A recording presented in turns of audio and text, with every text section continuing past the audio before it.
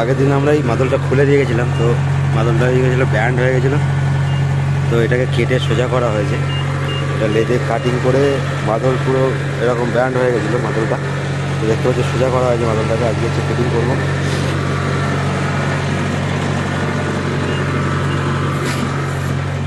আজকে হচ্ছে মাদলটা ফিটিং করা হবে এখানে মাদলে। আর আগের দিন আমরা দুজনে এসেছিলাম, আজকেও আমরা দুজনে এসেছি, কমল এসছে। আর এটা হচ্ছে কিং 2।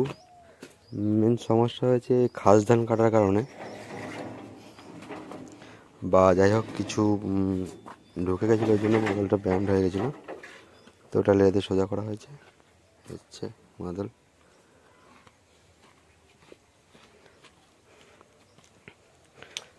এছাড়া আর কোনো কাজ নেই। গাড়িটা এমনি নতুন গাড়ি, ভালো কন্ডিশনের গাড়ি, শুধু মাদলটাই বেঁকে গেছিলো।